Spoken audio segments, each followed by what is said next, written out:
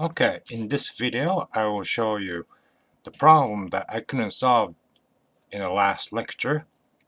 It's this problem.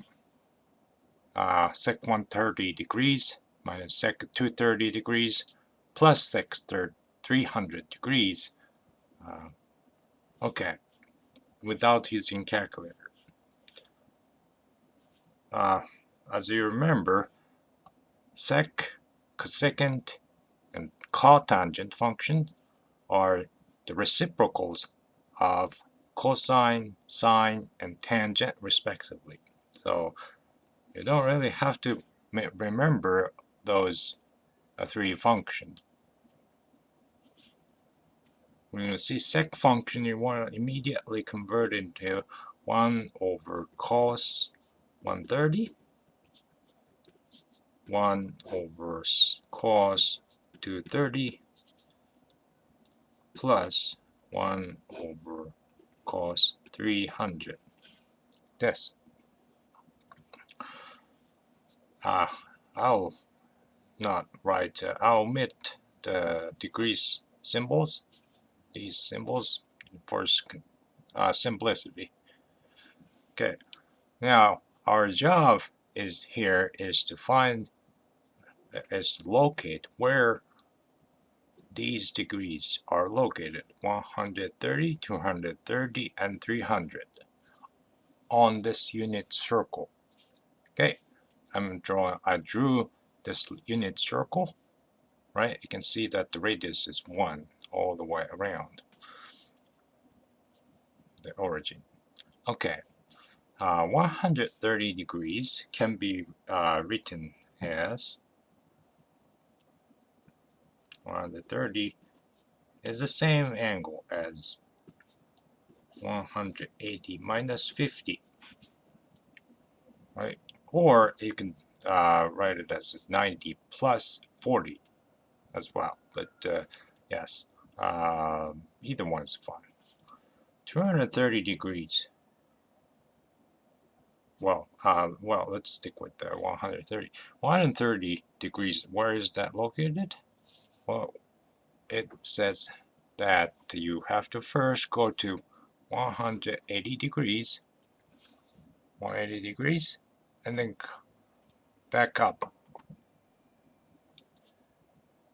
50 degrees. 180 degrees is here, right? Measured from the positive side of the x bar, right? 180 is here.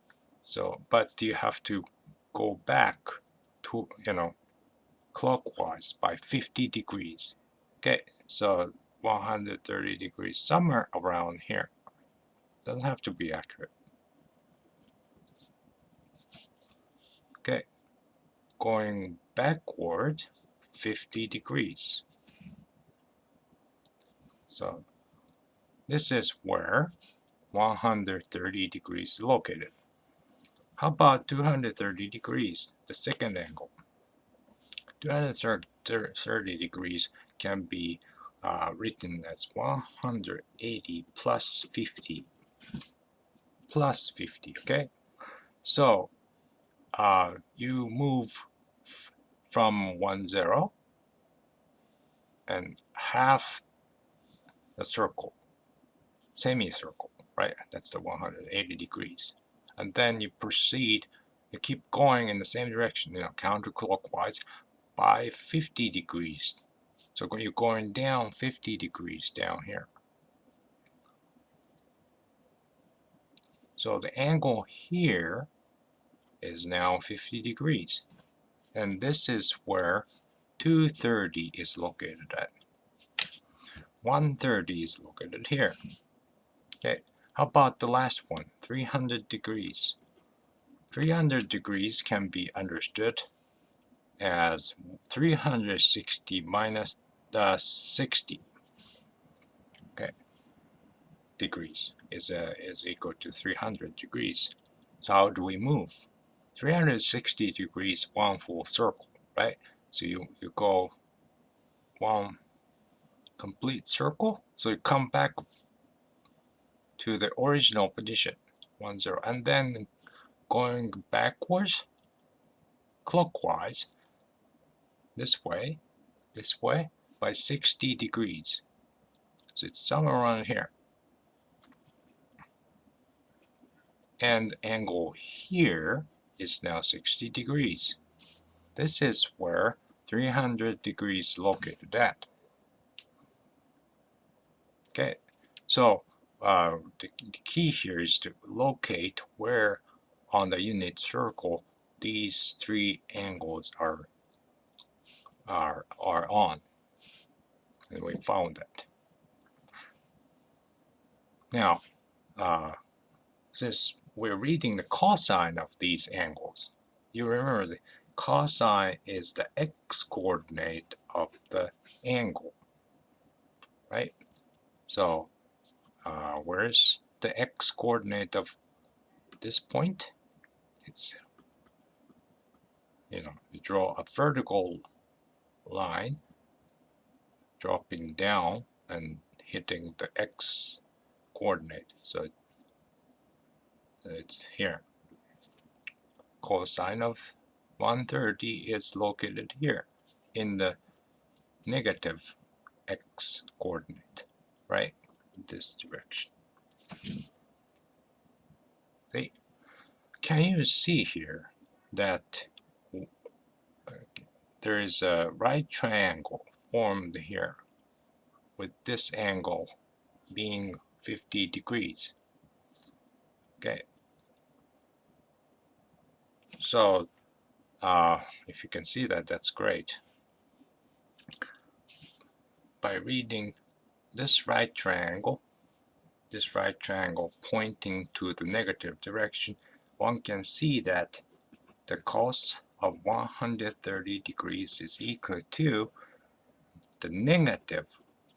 It's because, the x coordinate is in the negative direction, right? This side is positive, but that side is negative, of cosine of 50 degrees. This length, the length of this side, the bottom side of this right triangle is cosine 50, right? So that's why this is true. Okay. How about the cosine of 230? Cosine of 230 is the x-coordinate of this point. Where is that? It's right here. Actually, it coincides with 130 degrees, right? Because you also find the same, congruent right triangle to the previous right triangle, but it's flipped over to the negative y direction, right? It's flipped over like that. It's the same triangle, but the bottom side is the same. So therefore, cosine of 230 is also negative of cos 50 degrees. Okay, and the last point is 300 degrees. Where is the cosine of 300 degrees? It's the x-coordinate of this point. So you extend a vertical line, and the point where you want to find the point where this line touches with the x bar, it's here. And now you see this right triangle. This right triangle, are you familiar with this right triangle? Yes, it's this one. This right triangle, if you flip it over, it's the famous one. See, 30, 60, 90 degrees, right?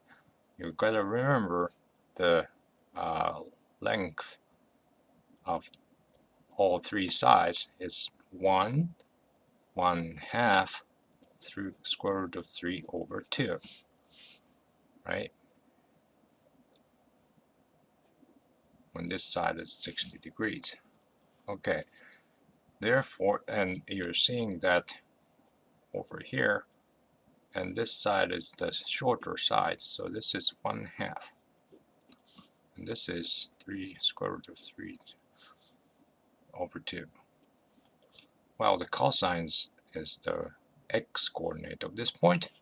Therefore, cosine of 300 is the same as cosine of 60 degrees, which is 1/2. So let's enter these informations back in this original formula. Okay, then this becomes 1 over negative cosine of 50 degrees minus 1 over negative cosine of 50 degrees. Cosine of 230 is now replaced by negative of cosine 50, right? See, the denominator has changed. Plus 1 over cosine 300. Cosine 300 is found to be 1/2. 1/2, right? So your denominator is 1/2. This. And looking at this first two terms, what do you see? They are the same fraction and they're subtracted together, right? So that's why they cancel out each other, leaving only the third term. What is this? 1 over 1 over 2. 1 over 1 over 2 is 2, right? It's the inverse, the reciprocal 1/2 is 2. So therefore this result is 2. That's it. Thank you.